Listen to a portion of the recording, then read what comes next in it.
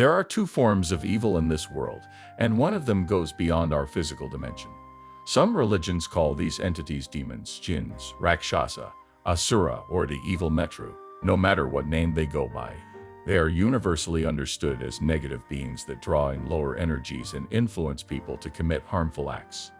But there's another type of evil, one that's actually positive, although it may still be considered harmful. This might sound confusing, but it's a more complex idea. This form of evil appears intensely negative, but it's often designed to help you grow and evolve as a soul by challenging you. In this video, I'll use ancient texts to explain these two types of evil and show you how one of them can actually aid your spiritual growth. But the first type of evil is something you should avoid at all costs, and I'm going to tell you why. In the oldest recorded text in human history, the Emerald Tablets of Tehuti, also known as Thoth, the first type of evil mentioned is the Brothers of Darkness. These are not just metaphors or psychological projections. They are interdimensional, shape-shifting beings that exist beyond time and space. They actively work against human spiritual progress and development as souls. Tehuti warns us, banded together in as ordered brothers of darkness, they through the ages antagonists they to the children of men. Walk they always secret and hidden, found yet not found by the children of men. Forever they walked and worked in darkness, hiding from the light in the darkness of night. Silently, secretly, used they their power, enslaving and binding the souls of men. This passage paints a grim picture of an organized, eternal force actively opposing human spiritual growth. These beings, known as the Brothers of Darkness, aren't bound by time or space. They exist across ages with a single goal: to trap and enslave souls. Remember, you are the soul. Your human body is just a vessel. Their tactics are well-planned and far-reaching. Tehuti explains further. Unseen they come and unseen they go. Man in his ignorance calls them from below. Dark is the way the dark brothers travel. Dark with a darkness not of the night. Traveling o'er earth, they walk through man's dreams. Power have they gained from the darkness around them, to call other dwellers from out of their plane in ways that are dark and unseen by man. Into man's mind space reach the dark brothers. Around it they close the veil of their night. This describes their ability to infiltrate the human mind, manipulating dreams and thoughts to further their agenda. They don't just influence from afar. They actively invade the deepest parts of human consciousness, weaving webs of deception, doubt, and misery. The Brothers of Darkness are engaged in intense spiritual warfare, targeting the potential within each person. Their aim isn't just to cause temporary discomfort. They seek a permanent state of spiritual bondage and dysfunction. These cosmic parasites thrive off the negative energies created by human suffering and moral decay. Every act of cruelty, every moment of despair, and every indulgence in lower impulses strengthens their grip on the material world. They feed off the life force of souls, people like you and me, to sustain their existence. If you're starting to understand the threat these agents of darkness pose, give this video a like and subscribe. I still have a lot more to share about them, and later I'll talk about the second type of evil and how it can be used for growth. Let's continue. The threat posed by the Brothers of Darkness isn't just limited to individuals. It's collective. They work to corrupt societies, institutions, and belief systems, creating systems that spread ignorance and spiritual blindness. Their influence shows up in systems that prioritize material gain over spiritual growth, that promote division and hatred, and that hide the path to deeper truths. Tablet 7 of the Emerald Tablets delves into their ancient origins and methods. It says, far in the past, before Atlantis existed, men there were who delved into darkness, using dark magic, calling up beings from the great deep below us.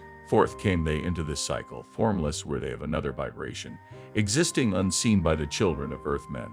Only through blood could they have formed being. Only through man could they live in the world.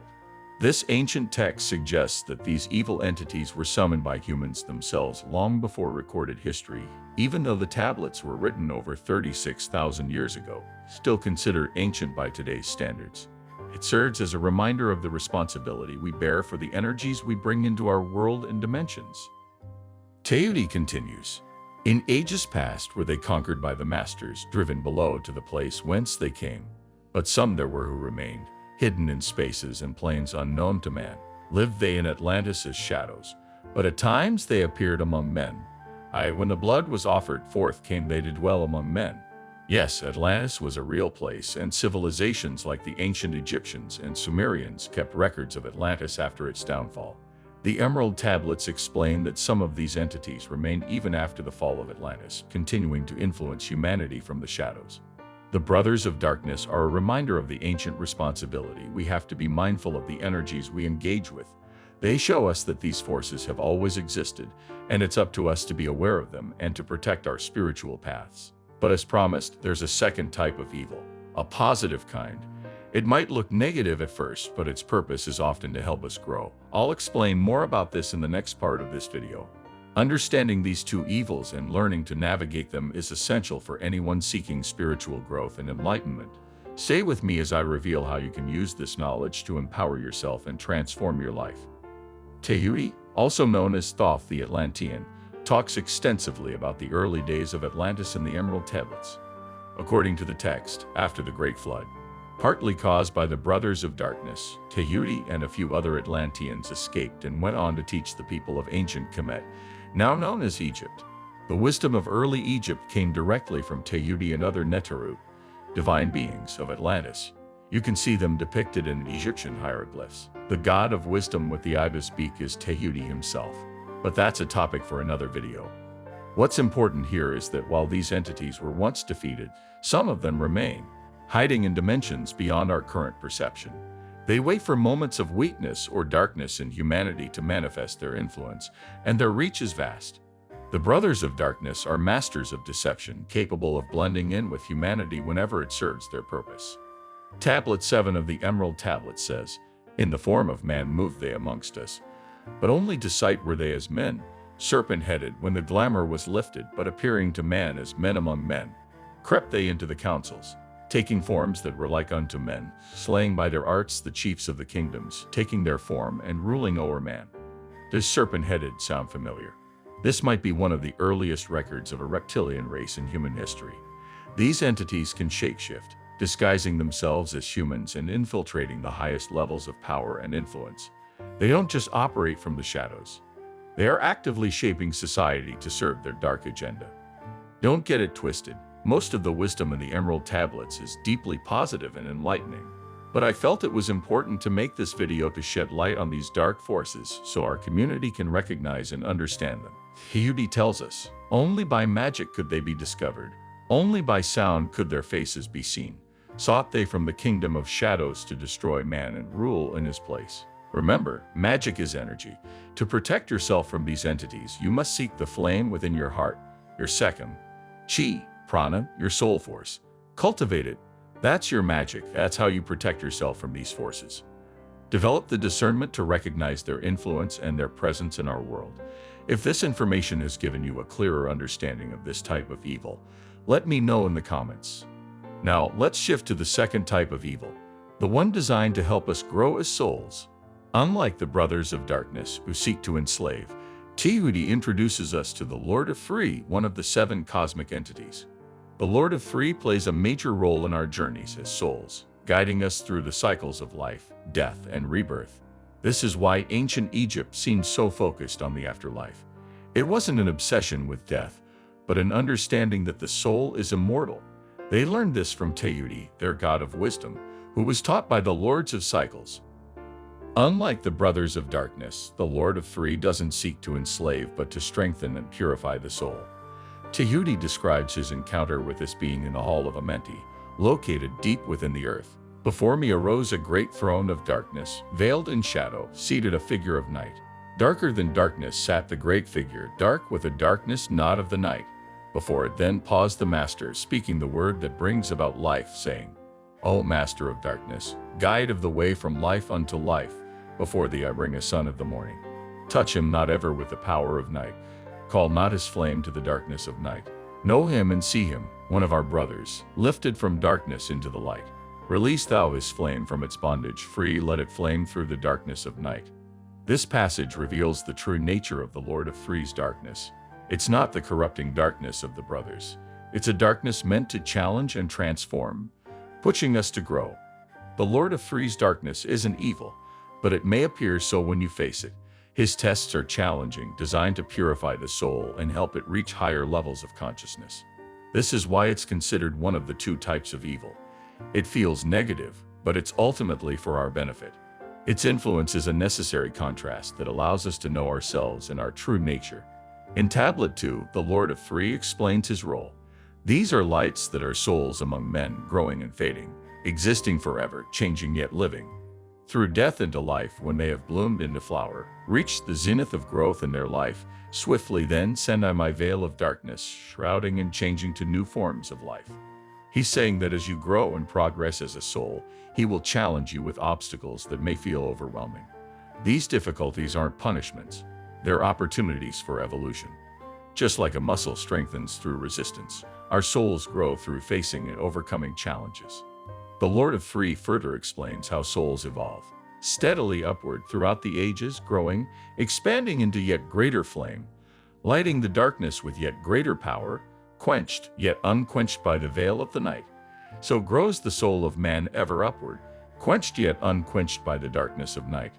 I, death, come, and yet I remain not, for life eternal exists in the all, only an obstacle I in the pathway, quick to be conquered by the infinite light.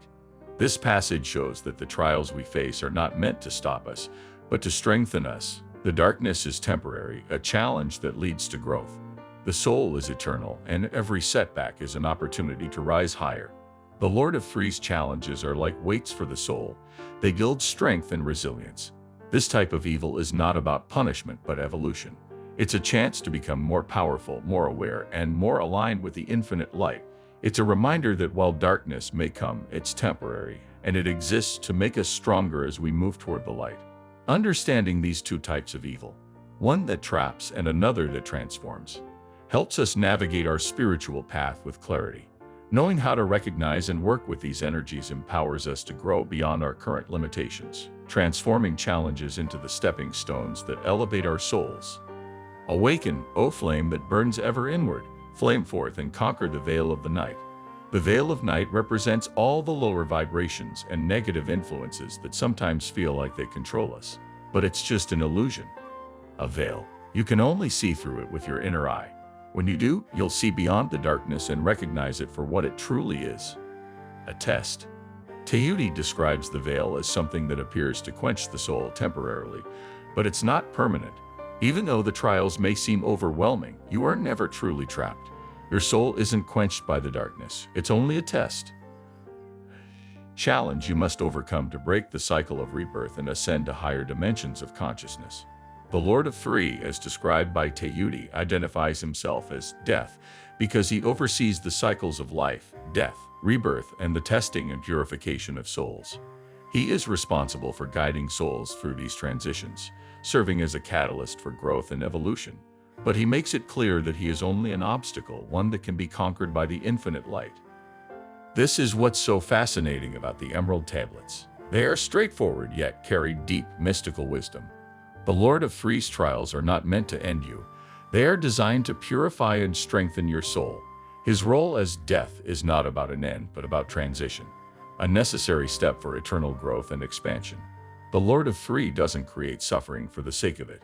His purpose is to present experiences that push us to our limits, forcing us to grow, expand our consciousness, and tap into deeper reserves of strength and wisdom. The challenges we face aren't random. They are specifically tailored to each soul's journey and current level of evolution. The Lord of Three operates on multiple levels. On a personal level, he appears as the challenges and difficulties we face in our everyday lives. On a collective level, his influence is seen in the trials faced by societies and civilizations. But we are not passive in these situations. We have the power to actively transform these challenges. This is where practices like shadow work, meditation, qigong, yoga, breathwork, and other emotional release techniques come in. These are timeless tools for cosmic self-realization.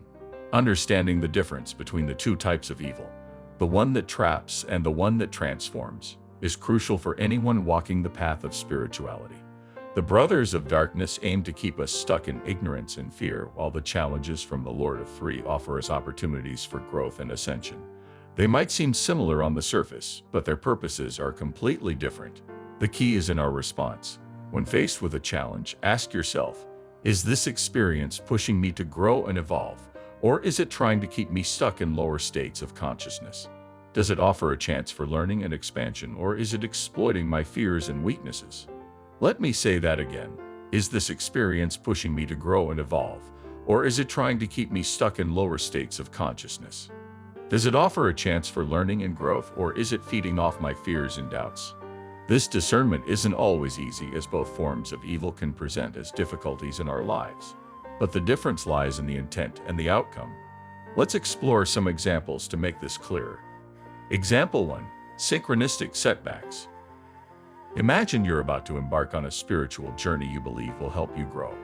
Suddenly, everything starts going wrong. Your car breaks down, your flight gets canceled, or you fall sick.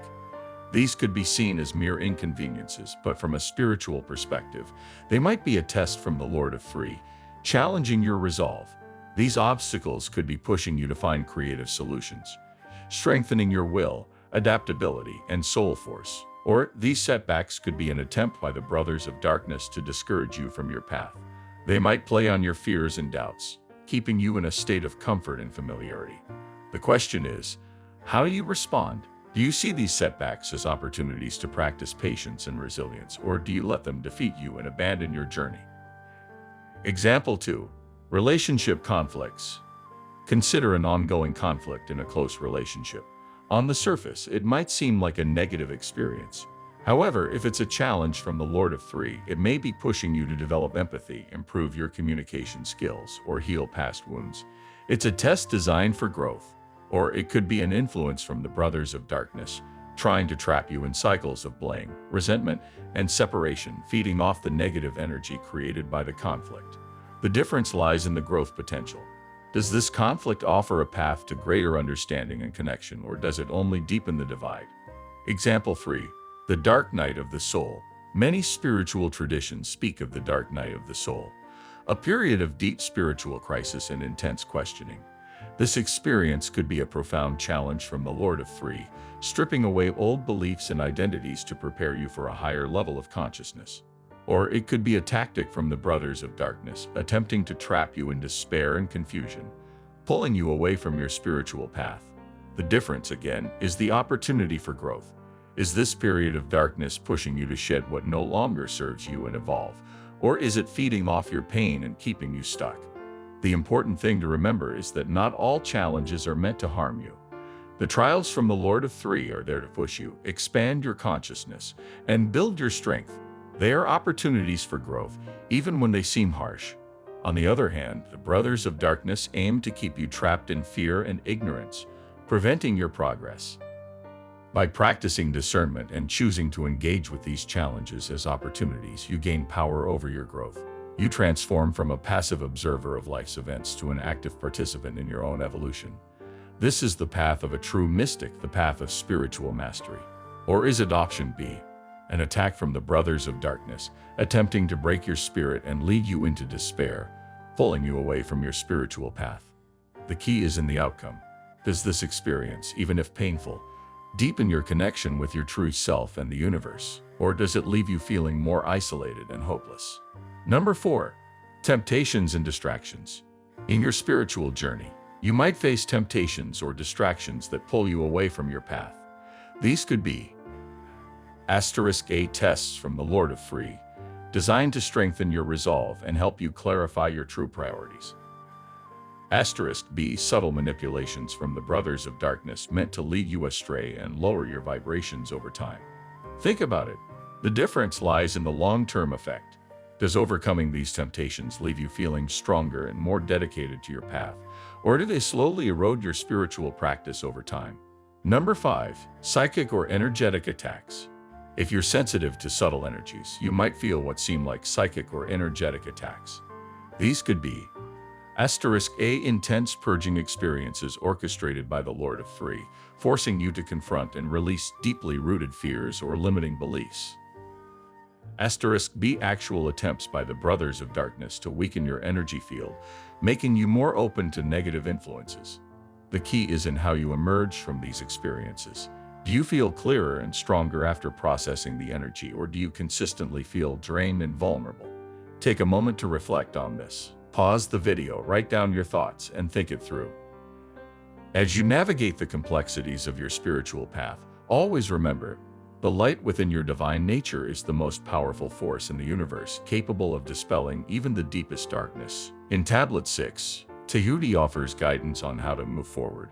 Listen, O men, and heed ye this wisdom. Even as darkness, so is the light. When darkness is banished and all veils are rendered, out there shall flash from the darkness. By understanding the true nature of the brothers of darkness and the Lord of Free, we gain the clarity needed to move through our spiritual path with wisdom. We can distinguish between the forces that aim to keep us trapped and the challenges that are there to help us grow. In that same tablet, Tahuti gives clear instructions for dealing with the dangers of evil. Surrender not your soul to the brothers of darkness. Keep thee face ever turned toward the light. Know ye not, O men, that your sorrow only has come through the veil of the night? Aye, man, heed ye my warning. Strive ever upward, turn your soul toward the light. For well know they that those who have traveled far towards the sun on their pathway of light have great and yet greater power to bind with darkness the children of light. We must learn to discern between these forces. As we face the challenges presented by the Lord of Free, we have the opportunity to transform darkness into light, ignorance into wisdom, and separation into unity. Each trial we overcome is a step closer to our ultimate awakening, a reunion with the all-encompassing universe.